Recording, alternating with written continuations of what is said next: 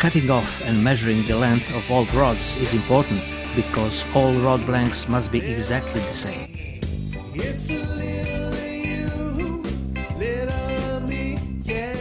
Now they use a kind of sandpaper to remove a bit of a patterned surface because later they will have to bond a cork handle.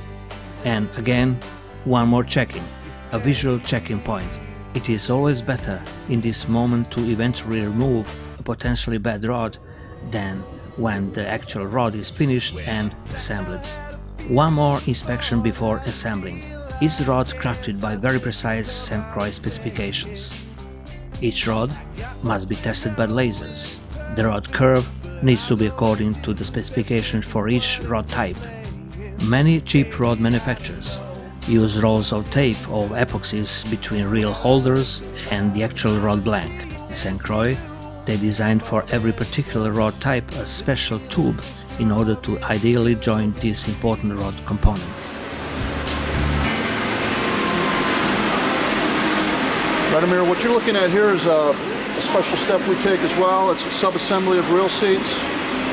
We use a little bit extra precision on the reel seat assemblies, knowing that that part of the rod takes a lot of stress.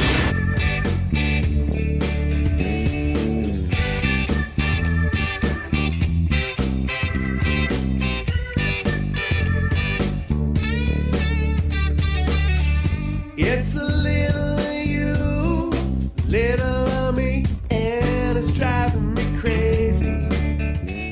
RADOMIR, I'd like to show you our new glue machine, and this is a piece of equipment that we built at St Croix. It allows us to put a real precise, equal measurement of glue on each handle.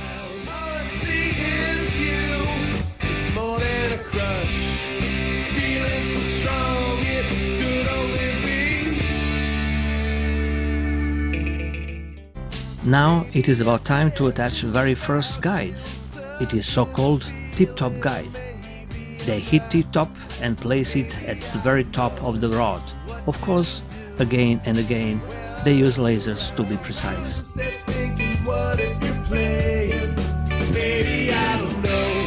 Attaching other guides comes next. There are 8 to 12 guides depending on rod type and rod length. First, they need to mark it and then to assemble the guides. Again, they have to check it several times if everything is according to the basic rod design from the very beginning of our story.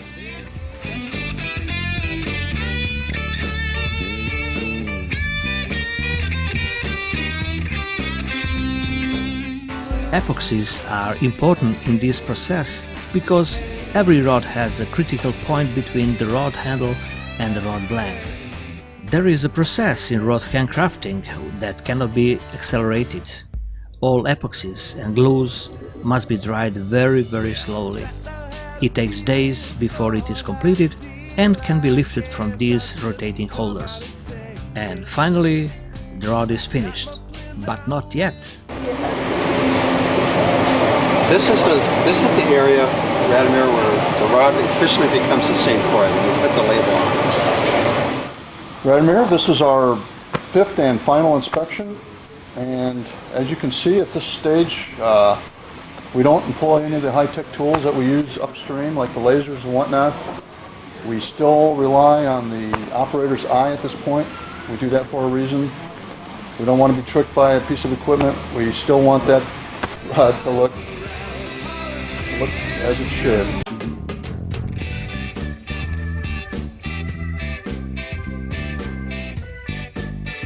In fact, this is not the end. Every day in St Croix they choose one rod and test it on this unique machine. Each rod must be pulled to a critical point thousands of times to eventually show weakness. If so, they will completely stop making that rod type and redesign it. I really want to thank you very much for your hospitality. I want to thank you very much for your time.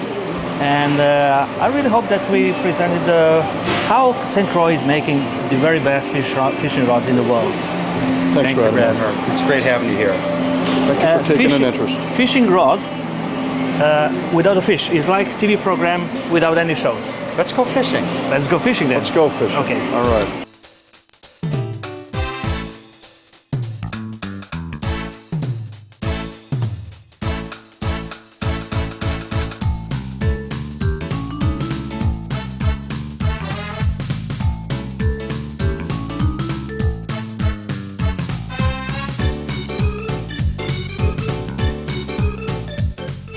We came to the right spot. We hope so. Well, I hope so. Your friend and your employee brought us here. Well, will you please introduce us? Absolutely. Everybody, this is Muskie L. Moore, famous muskie guide in the North Woods of Wisconsin. Thank you. Muskie hunter. Yes. Okay, where we are, Al? We're in Boot Lake right now in Springstead, Wisconsin. What we can catch except minnows? Minnows, well, we're going to try for muskies today, and hopefully we can get a few of them to come up and bite. This weather's not the best, but you know, you can't catch them sitting on the couch, so we've got a good chance at some nice muskies today, and there are some northern pike in here, and we've been known to catch a walleye or two on the smaller baits, so we'll see. Well, let's go hunting. Let's go.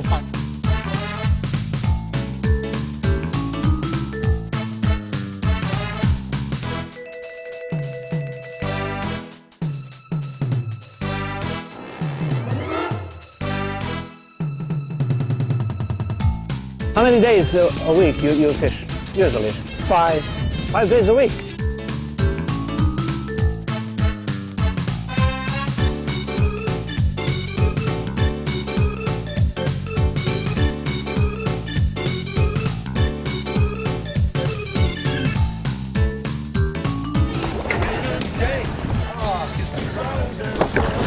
Oh, it's so cold.